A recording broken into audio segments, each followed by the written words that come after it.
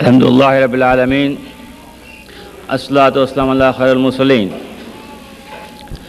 Brothers and sisters, Assalamu alaikum wa rahmatullahi wa barakatuh.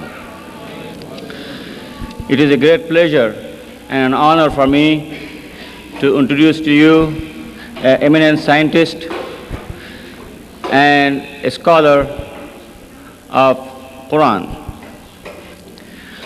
Dr. Maurice Bucaille, pronounced as Maurice Bucaille, am I right, doctor? Doesn't matter. Okay. Is a native of France. He is a medical doctor and his specialty is surgery. Sometime along his career, he became interested in the study of Quran, and he studied Quran in French translation. And later, he also read Quran in English translation, and he was pointed out the inadequacy of the translations. As a result, at age 50, he took upon learning the Arabic language, and he became a learned scholar in Arabic, and he found out the real inadequacy of the translations and problems.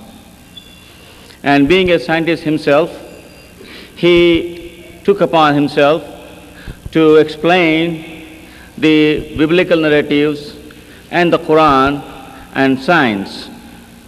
And he wrote his book in French back in 1971, I believe, which was later translated and published in late 70s in English language. The book is The Bible, the Quran and Science. It's an excellent book. And then he came across the problem of the controversy between evolution and the creation. And he tackled that problem, and he wrote the book, What is the Origin of Man?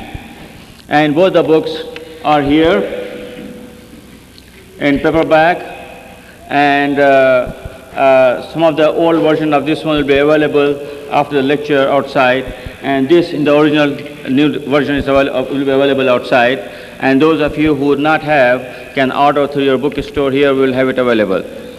Now, he is writing a third book which is complete and ready for publication.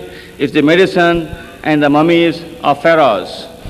And there you know, the Musa alayhi salam was born at one pharaoh, and when he crossed the Red Sea, there was another pharaoh who was drowned. And he has done extensive research, and he came up with conclusions that there are two different pharaohs, not the same one. I will not take any more time, and you will know him through his lectures, Dr. Maurice Bucaille. Mr. Chairman, I want to thank you very much for your kind introduction. It is my pleasure to be among you this evening. Ladies and gentlemen, Assalamu alaikum. There is no human work prior to modern times that contains statements which were equally in advance of the state of knowledge at the time they appeared, and which might be compared to the Qur'an. There is perhaps no better illustrations of the close links between Islam and science than the Prophet's hadith. اطلب العلم ولو في الصين. Seek after science even in China, which is a veritable invitation to man to enrich his knowledge. More significant, if it is possible, is the famous hadith, Midadul Ulama Afdalu min Dami Shuhada. The scholar's ink is more precious than the martyr's blood. It comes as no surprise, therefore, to learn that religion and science have always been considered to be twin sisters by Islam, and that today, at a time when science has taken such great strides, they still continue to be associated. And furthermore, certain scientific data are used for the better understanding of the Quranic text. What is more, in a century where, for many, scientific truth has dealt a death blow to religious belief, it is precisely the discoveries of science that, in an objective examination of the Islamic revelation, have highlighted the supernatural character of certain aspects of the revelation. When all is said and done, generally speaking, scientific knowledge would seem, in spite of what people may say, to be highly conducive to reflection on the existence of God. Once we begin to ask ourselves in an unbiased or unprejudiced way about the metaphysical lessons to be derived from some of today's knowledge, for example, our knowledge of the infinitely small or the problem of life, we indeed discover many reasons for thinking along these lines. When we think about the remarkable organization presiding over the birth and maintenance of life, it surely becomes clear that the likelihood of it being the result of chance gets less and less as our knowledge and progress in this field expand.